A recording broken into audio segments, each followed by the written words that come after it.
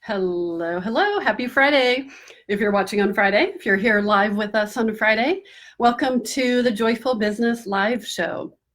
I'm excited to be with you. This is episode 8, and today I'm going to be talking about passion projects and why you want to create a passion project. So, welcome to the show today. Hi, Angie. I've got people joining. So glad to see you all are joining us today. I always like to invite you that if you like what you hear on the Joyful Business Live show, please make some comments below, wherever it is, if you're watching live or if you're watching later on when we post the replay all over the web.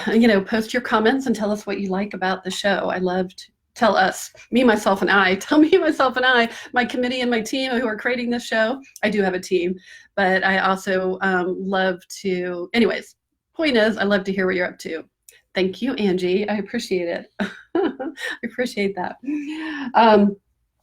So for those of you who are watching and may not know, I'm Laura West, and I am the founder of the Center for Joyful Business. And I am really passionate about bringing joy and passion and creativity into your business. Not only does it make it more fun and more enjoyable, but intuitively you know that when you're releasing your creativity, when you are following your passion, when you feel joy in your business, you feel good. It's a simple principle. When you feel good, then you're more likely to do good. And do good means you might do good for other people out there in the world. It might mean that you're doing good and that if you're feeling good, you're more likely to pick up the phone and call a potential client. You're more likely to be connected to those, the good channel where the great ideas come in, like passion projects. And so I am a big believer in cultivating that joy. Now, we're not talking about faux joy, where you just slap a happy face on everything. It's not about that. I'm a big believer in emotional fluency and really building up our what I call emotional hygiene, so that you're able to be with all the different emotions, because they are our GPS guidance system. And the more you're able to be with your emotions, the more you pass through those emotions, and the more that you end up in those expansive emotions like joy and gratitude and passion and enthusiasm and optimism and hope. And it's so much easier to create from those expansive emotions. So we're going to talk a little bit about that with passion projects. Before we do that, I do like to do, I like to share two things. One, I'm going to share on each of these lives, I'm going to share a little tip behind the scenes, right? So I'm doing all sorts of I believe type of things. So I've got the I believe, here's my point of view coming. So I believe in being able to give you glimpses behind the scenes that, so often we hear about these lifestyle brand businesses where everything looks so joyful, right? Everything looks like $1 million business, and they're in Paris and France and leading retreats and islands, and it's all easy, and they just wave their finger and everything happens. So some of you might have been caught by that lifestyle branding thing. I love sharing, creating your life on purpose, creating creative adventures. But I also like to give a real glimpse behind the scene of what did it take to get to those creative adventures? So one of the things I want to share behind the scenes about my week was that somehow my schedule all got caught up with me. And I ended up having to create 4 presentations this week. I was launching the Fun and Fabulous follow-up call, so I needed to revamp that presentation. I had a presentation for another coach that I was doing. I have a membership program called the Joyful Business Studio, and I was creating a new money expansion teaching on that. And then there was a 4th one, this one, yeah, for the Joyful Business Live show. So anyways, that was a lot of creation in 1 week, and then I also had a full week, because I'm getting ready to do a lot of travel, so I had a full week of coaching calls. So what I know, and sometimes I forget, so I want to share this with you, is that the busier you are, the more self-care you have to do. So when you're like crazy busy and you think, oh my God, I can't fit anything else in, you've got to figure out how to have self-care activities as a priority. Um, when this all started happening about 2 weeks ago, and things just got busier and busier and ramped up and ramped up. And then I started saying, well, I'll go to yoga tomorrow. Well, I'll do that walk tomorrow. Oh, I'll stretch tomorrow morning. Yeah, I'll go to the grocery tomorrow. I can dig something out of the cabinet kind of thing. And then, everything has a way of cycling. So once you start doing that, then, for me, I don't eat quite right. And then that messes up with my sleep. And so I don't sleep right. Then it's harder to think. And then the busier you are, a little bit harder it is to focus and think. And then technology stuff is going to happen. Different issues are going to come up. And when you can't think as clearly, then that compounds the whole thing. So once I woke up and was like, what is going on? I realized I had started eking away at all that self-care. And so I kind of cleared the decks of another project, put that off, and went to my network chiropractor and just even stayed there even longer, just immersing in the healing energy of her amazing office. And I went to yoga last night, which was just, oh my God, it was so good for my body. And I took a walk. I went out to Creative Cafe time this morning, got good sleep, made sure I went to bed earlier. Just all of those things that now, it was so funny that Angie started out here and she put in the chat, she's like, Laura, you look radiant. That's because I feel like I did a 180 with my energy this week.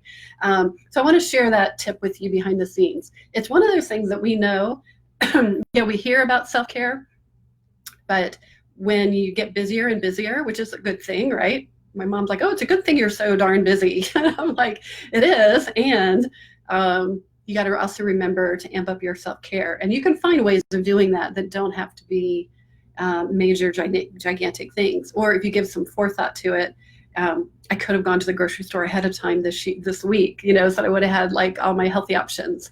I could have just made a point okay, I have to cut things off and go to bed at a certain time when I know I'm going into a busy period like this. There's my, tip behind the scenes for the week. All right, welcome everybody. So glad we've got such a great group joining us this afternoon. If there is something that I talk about that you like, please put a note. Please put a note in the chat. I love to hear when an idea really resonates with you, or give me some love, some hearts, some likes, some thumbs up. Love to hear those as well. I also like to start out every call. I do this with my clients. I do this on the Joyful Business Studio. We start out with joy flow sightings. And so I'd love for you all to put in the chat joy flow sightings. And joy flow sightings are, they are signs of goodness happening in your life and in your business, signs of abundance, of success. Maybe you had a really great success this week. Maybe you got a new client. Maybe you got a call out of the blue for an opportunity. Thank you for the hearts. Maybe you got, they're all different types of things. Right now, every day on my list is a hummingbird. When I see the hummingbirds, because they are here extraordinarily long, because we're having a crazy 97-degree heat wave that just won't end.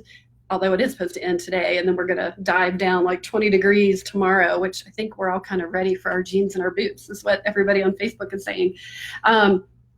So yeah, tomorrow I'm going to be grateful for the cooler weather, but today I'm grateful that I still see the hummingbirds. And that it goes back to that joy we were talking about. When you look for evidence of joy all around you, and particularly in your business, because I think we're kind of tuned, we keep hearing about gratitude and appreciation, and we do that in our life, but to do that specifically in your business is really powerful. And it starts training your brain when you do it consistently to look for joy all around you and look for evidence of abundance and beauty and joy and success. I love when I'm sitting in a cafe and I overhear somebody talking about, well, I got this new client. It's I love that, because it's ooh, signs of abundance in the world, things are expanding. So I add somebody else's expansion to my list, somebody else's abundance to my list. So let me share, if you all can share some in the chat, I'd love to see your joy flow sightings for the week. Some of mine are, I did have this amazing healing session, mostly because I went into her in tears saying something funky is going on in my energy and I need some help. And so she gave me this extra super duper entrainment that she does. And then I just sat, like I said, I sat in the energy of her healing center. And so that was just really powerful. So that's definitely on my joy flow list. I had an amazing new client start this year. She's going to be a year-long client, so that's really good. Signs of expansion. I have another client who's been a 2-year client, and he's renewing for an entire another year, and I love working with him. And I'm so excited we get to continue working together. I launched the Fun and Fabulous follow-up. I told you this was a big week. Not every week's like this. This was a big week. I even got my car serviced this morning, the oil change and alignment and tires rotated. That makes me feel like I'm a mature adult taking care of my life, right? And it gives me a comfort level of my car is all taken care of, and I'm getting ready to go on a road trip. And so, to do the Creative Business Retreat by the Sea. So that makes me feel really good that things are taken care of. So I put that on my joy flow list. Oh, good. I see you guys are putting some things on your list. I see some cool things going on. Possible new client. Thank you so much to the universe. I was asked to speak. Somebody was asked to speak on a podcast. Super surprising and joyful. I love that.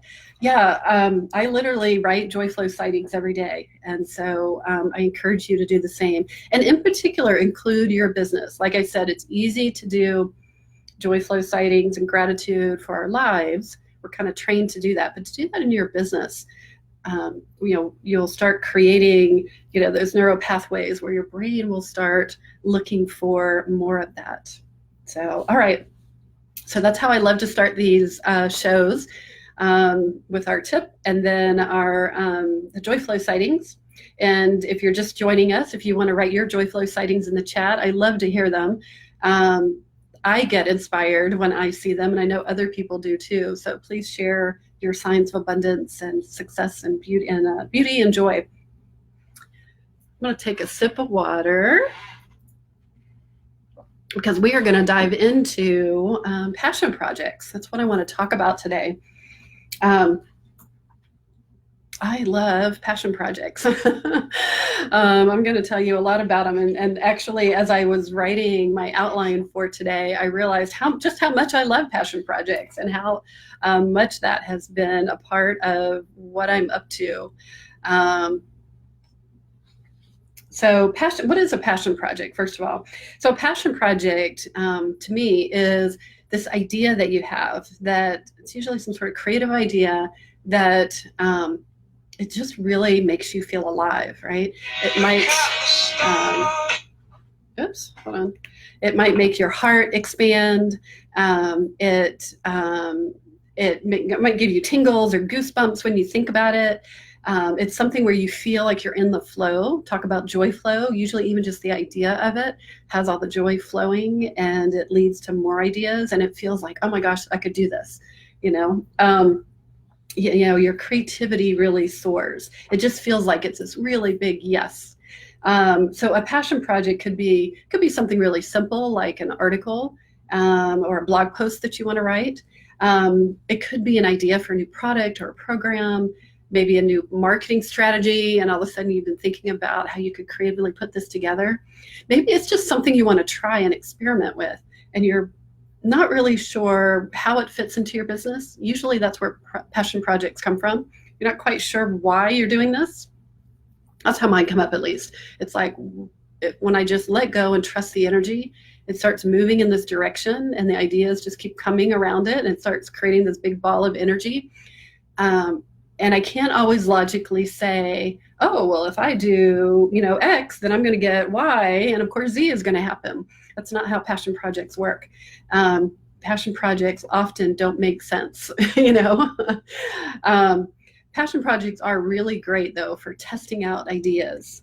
Let me tell you how, here's an example of one idea that I did, a passion project. It started out just as a personal passion project. It was the end of the recession, and my husband had lost his job. We were in big financial pressure. Things in my business had really shifted because the economy and what everybody was wanting had shifted. And I just really needed to do something personal, for myself that just felt good, that took me out of the stress of thinking about, life and money and his job and all this stuff. And I had always wanted to go learn graphic recording, which is, I don't have any examples of one of them up, but it's where you might have seen it before, where you have a big colorful mural on the wall and you learn how to sketch when you have a speaker who's speaking, and then you sketch the notes for capturing keynotes and doodles for when somebody's speaking. Sometimes people do sketch notes. I do them on smaller journal pages, or you can do big ones on the wall. So I learned how to do big ones on the wall. I booked a 3-day trip to Vancouver in the middle of all this. My husband lost his job, like all this stuff that was, shifting in our financial world. Not sure that why I was doing this, what was going on with all of this, but it just kept calling to me, and I needed to follow that passion. And then I came back, and it turned into this passion project. I started doing sketch notes at every conference I was at, just in a journal, and I would write the speaker, and then I would, capture all their notes with doodles and words. Then I started doing them for teleclasses that I was on and webinars that I was on. And next thing I know, I find myself, literally, that's how it felt. I found myself at a conference here in Atlanta. Some of you I know through the NAMS conference.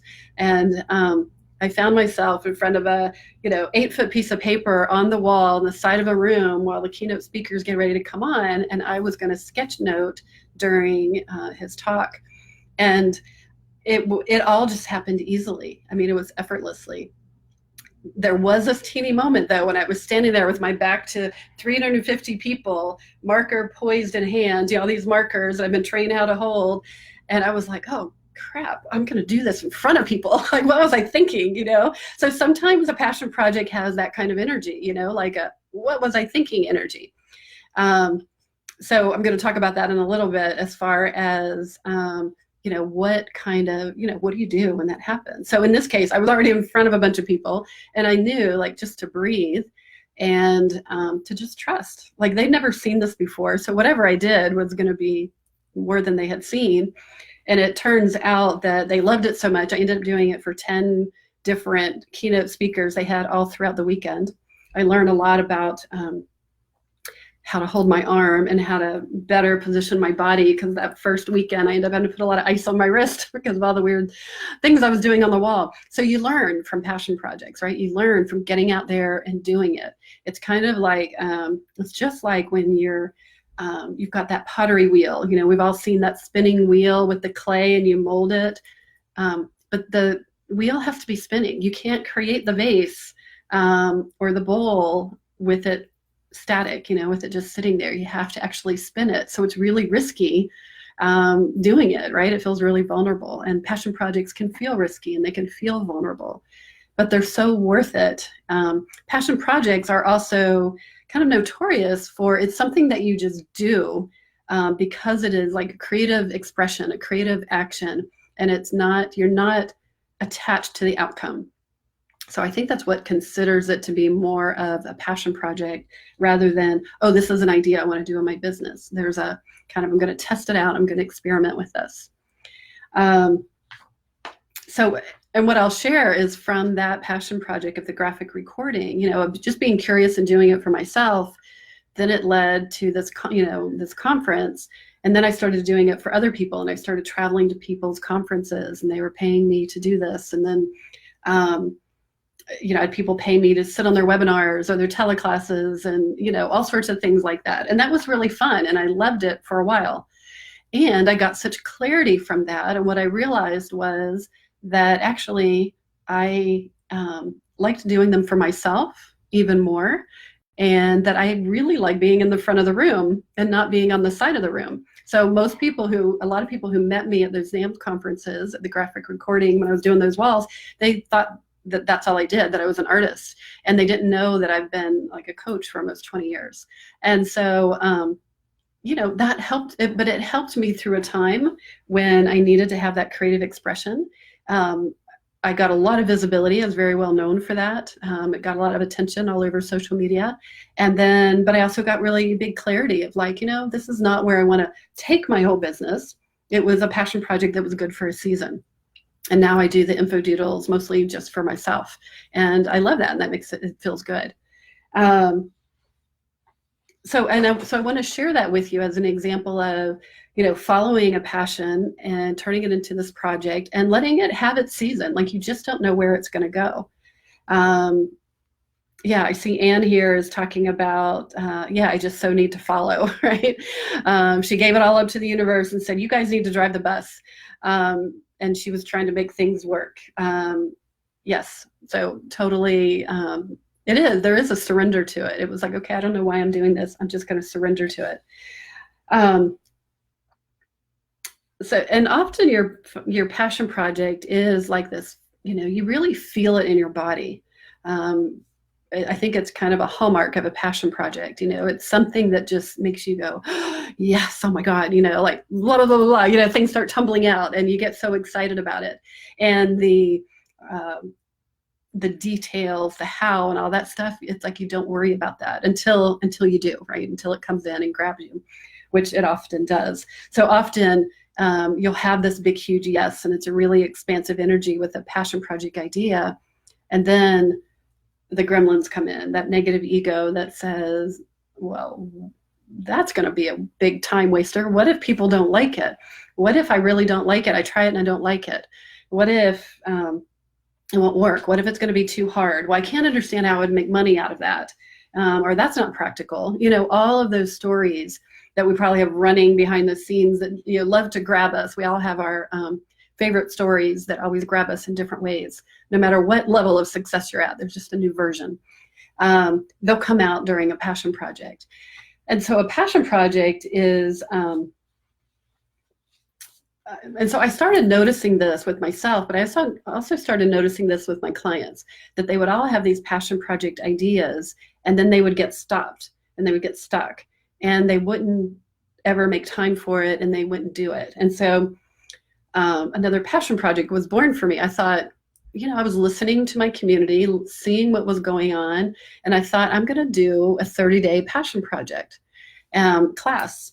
And so I did that first one, born from, I love creative ideas. I love creative projects, and I know how to make them happen. And I saw all my clients who were struggling with their creative projects and their passion projects. And so I wanted to help them birth those. And so I did a 30-day passion project. And oh my God, we had so many people join and they loved it. And it was really like hand-holding and a community championing of everyone's projects, and everyone claimed a passion project, all sorts of things, from writing a book, writing an ebook, creating a photographic coffee table book, a lot of book things that I'm thinking of, organizing and creating a beautiful office. There were literally hundreds and hundreds of different types of passion projects. That ended up becoming so popular. I did that for several years. I think I did 13 or 14 different 30-day passion project programs. And so again, I loved that for a time, and that was the energy. And so that was an amazing program that went for a whole season in my business. And then I ended up creating a licensed facilitator program where you could be a licensed 30-day passion project facilitator. People love that. So we probably have like 40 or 50 people around the world who are licensed to teach that. Some of you are here are probably like, oh yeah, I remember that back in the day. And so again, that ran its course for a while. Now I'm noticing there's some new passion project energy coming back. I'm having some clients who are like reminding me, hey, you remember when you did that passion project thing? I really like that. Why don't you bring it back? And it's happening kind of consistently. And so I thought I would start out by this Joyful Business Live and start talking about passion projects again, and just seeing, it's both a way for me to feel out my audience and also a way for me to check in with my energy by bringing out this topic. Kate says, and I know you just joined today, Kate, I'm so happy to be here. I have a passion project and it's frustrating to think about it in business. And so surrender is best. Passion projects, they really are best if you can just surrender and just be committed without attachment. So they are great to test out an idea. Test out an idea with your audience and get feedback, your community, your tribe, and get feedback and, see what that is. Sometimes you're just testing it out on yourself to say, I love markers and I love to doodle when I like this graphic recording thing. It seems like it would be a really fun way to express myself. And you just kind of test it out. Sometimes it's more about like a movement. For a time I did, I think this was during the recession, when the Great Recession, when just a lot of negative stuff was going on. And it was the first time we really had social media and the negative stuff was everywhere, probably during the election. Now that I think about it, just all that heated up stuff that was going on over social media. So I started this movement on JoySpark cards, and they were just little cards that I would hand paint, and then I would write affirmations on them, like "you are beautiful" or "everything is going to be okay," and I would leave them at restaurants and leave them at the dermatologist in the bathroom on the mirror, and all sorts of kind of places. And it was just a fun passion project to do. And then I started a Facebook group, and I had more people doing it. And then I did some evenings where I would, somebody would fix dinner and I'd bring all my supplies and we would create JoySpark cards. And it was really fun. Again, it's just a passion project. Sometimes that was just pure, I just wanted to give. I just wanted to be the energy of kindness and giving and making people feel like they matter and there was hope. And that's all that mattered in that passion project. Other times it turned into a business project, like with the graphic recording or the passion project 30-day program. So you never know where it's going to lead you. And so the key to that is what we were just mentioning earlier, what Kate brought up is to surrender. It's like really surrender to see, what's going to happen, and just get really curious. Curiosity really helps me surrender. Like, if I can hold this like an experiment, that's my one thing. I'm just going to experiment, and I'm going to give myself permission to play. So usually you need to give yourself permission, and then you just try it. You be committed, you're committed, but not attached. So I'd love to hear what some of your passion projects are. So if you've got an idea, this is a great place to start claiming it, to just say, hey, I've got this idea for a passion project. And there is something about in the 30-day passion project, this is the very first thing that we would do. Well, I had some pre-videos that gave you ideas for passion projects, but the first thing everyone would do is they would claim their passion project. And just saying it out loud, it's almost like you're starting the pottery wheel, right? You're like, okay, I'm pressing go, pressing down the pedal, the pottery wheel is spinning, and I'm starting to shape. I put the clay on there, and I'm just kind of holding the clay, and I'm starting to claim, here's this idea that I have for a passion project. And maybe you don't even know where it's going to go. But if you want to claim that here, it's incredibly powerful to put words to it, to start shaping it. It's also powerful to have it witnessed. I've heard some people say, like, your creative project, you should keep it close in and don't let it out to anybody. I'm a big believer that you need to be careful. You wanted to share it with dream believers, not dream crushers. So I know we have a ton of dream believers in this group. So you're in a safe place where you can share. So I'd love to, if you all want to share your passion project ideas, share those. I see Linda is sharing her passion project is to complete her adoptee memoir manuscript in the next 6 months. Fabulous. That sounds very intriguing. You already have us intrigued just by putting down this idea. This idea of the Joyful Business Live is a passion project. I had been thinking for years ago, I had a podcast and then stopped that because video became really popular. And then the past few years, probably 3 to 4 years, I've been going back and forth. Should I do a video series? Should I do a podcast? Back and forth, vacillating, which one should I do? I like this about that. I like this about, a podcast.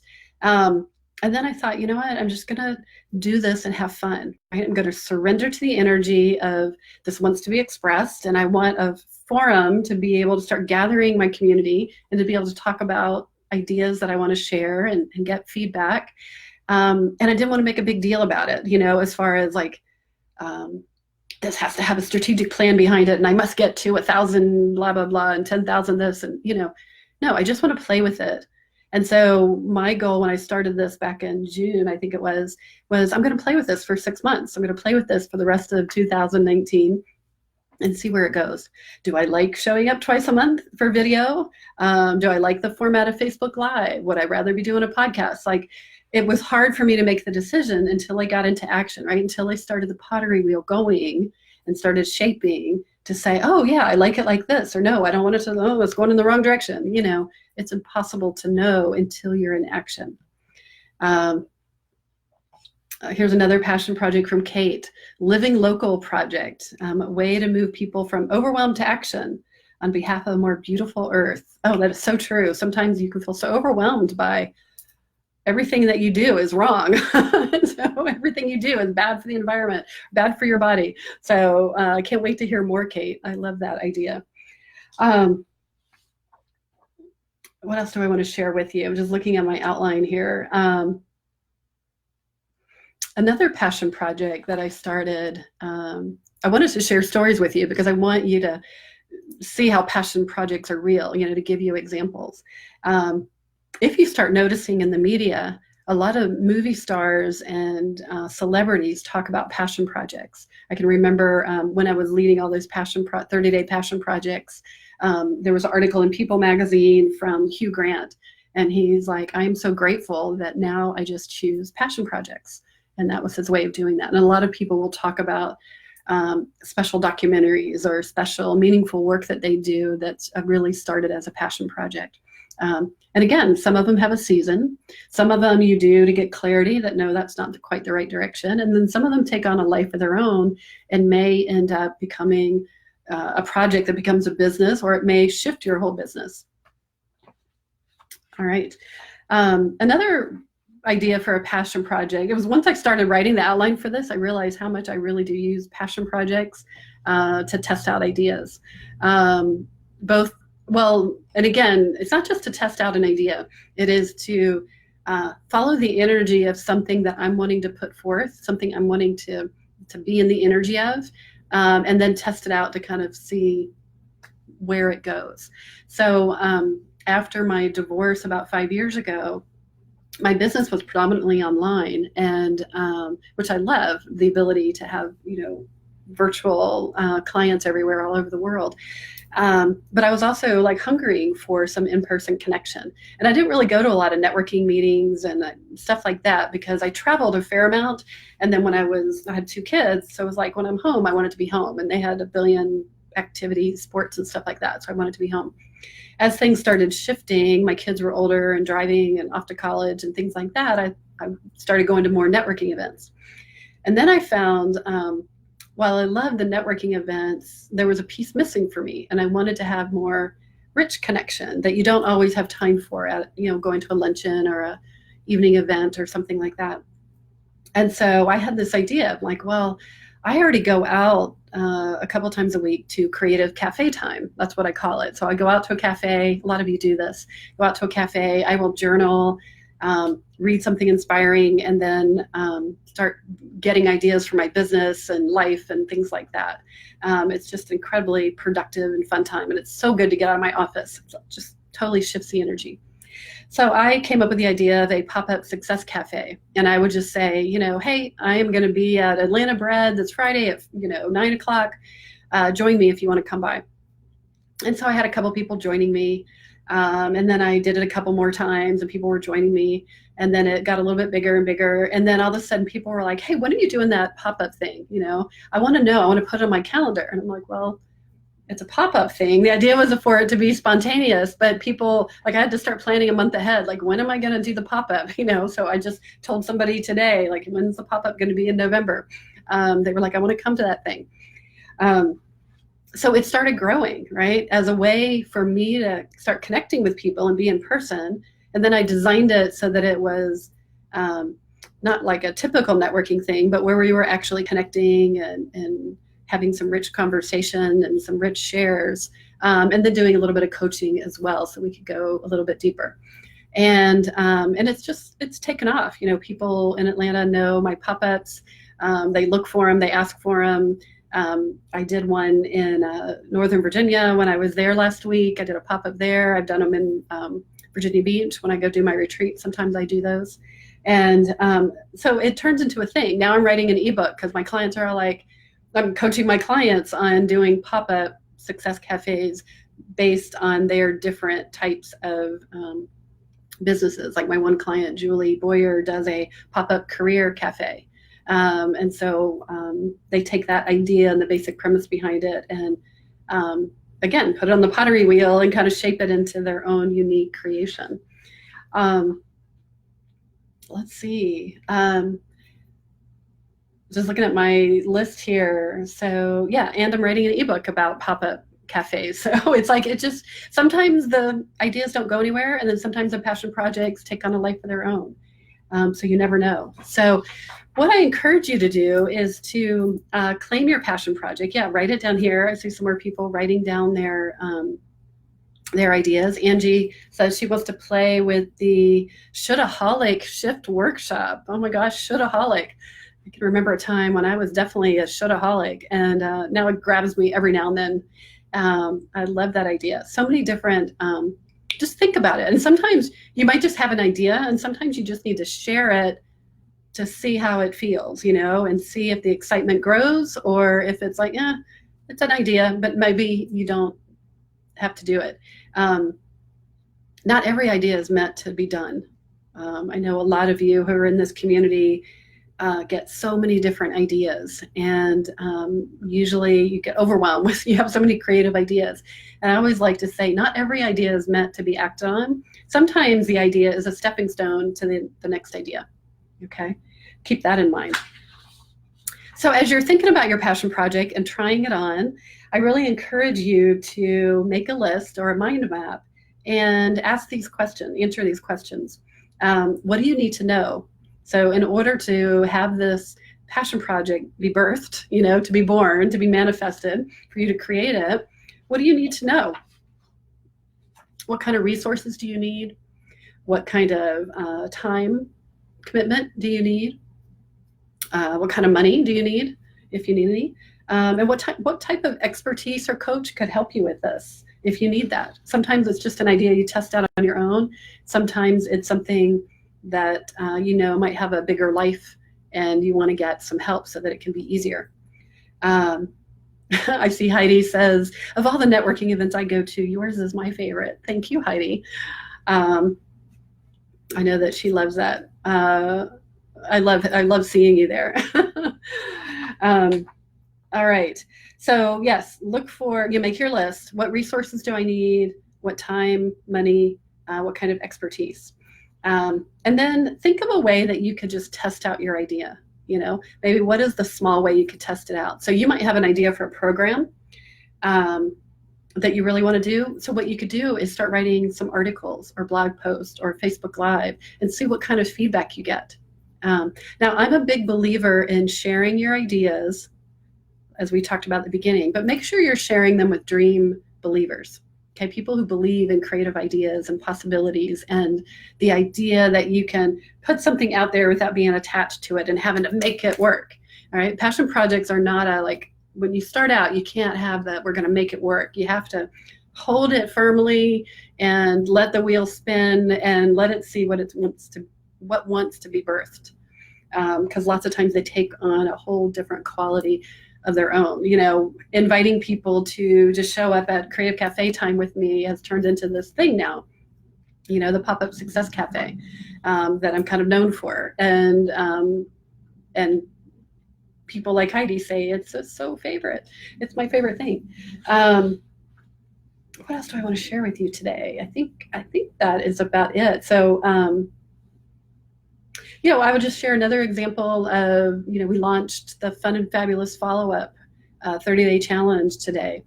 And that was birthed from something that I started doing, started reaching out to 3 clients a day. Then I started talking to my clients when I started seeing the results of the consistency and the no rules approach. My clients were loving it. then I really saw the need for it. So I thought, well, I'll test this out. I'll do a 30-day challenge. Well, it was so popular. We're now on our fourth one, and we've had several hundred people go through the programs. So again, I would have never thought that at the very beginning. I wasn't holding on to it tightly saying, oh, I've got to make something happen. I went thousands to go through this. It's just kind of taking on a life of its own. And yeah, so we'll see where that goes. I think that has a lot of legs as well. And you never know. All right, I'm going to end with this thought that, couple thoughts that that are related to this. And it's, if you keep doing the same things in your business, I would say you keep getting the same results. So that is true. And sometimes the results start diminishing. So you really do need to change it up in your business sometimes. You got to keep the energy fresh for yourself and keep the energy fresh for your clients. Particularly when you've done something over and over again. It was kind of like me doing the 30-day passion project. I think I did 14 of them, which was that was a long time. And it was time for the energy to shift. And so I had to give it a breather, see what it wants to become next. So I'm a big believer in, seeing, taking that idea and, not doing the same things over and over again. Because if you do the same things, you will get the same, I would say you get the same results, but you actually get bored with it and your results will start diminishing. So passion projects are a perfect way to change that up. And the other thing I'll leave you with is that, what got you here in your business is not going to get you there. What you got you to this level of maybe just starting your business, or maybe it's got you to this point of, you've got a good steady business, but you want to grow that business. You can't keep just doing more of the same. You actually have to grow in a different way. And that looks a lot of different ways, like leveraging in systems and things like that. But it also looks like you testing out some new ideas with using passion projects. And to me, it's the perfect blend to make it stick is when the passion project is born from you, and then you test it out with your community. All right. Thank you all for the great, I can't wait to go back and read all the items in the chat. You guys, I really appreciate you sharing your passion projects as well. So I highly encourage you to write down those 4 things, what resources, time, money, and expertise, what help do you need for your passion projects. If you like what I'm talking about, I do want to give you an invitation to come over and join us in the Joyful Business Studio. I talk about things like fun and fabulous follow-up and passion projects and the energy in your business and how to create from joy and passion and creativity. You can go to joyfulbusinessstudio.com, find out more about it. It's a monthly membership, highly affordable monthly membership program. Great way to plug in to the Joyful Business community, which a lot of members are here already on this call. So please come over and join us. We just had a call on, this week I did one on money expansion. And then we're going to talk about, in November, we're going to be talking about your best clients ever and how to really identify those BCEs, as I like to call them, and how to start creating for those people in your business. All right. Thank you so much for joining me on the Joyful Business Live. And if you have any questions, don't hesitate, or want to give me some feedback, or want to give me some good hearts or a personal message. I love to hear your feedback. So thanks so much. All right. Have a great weekend, everybody. Bye.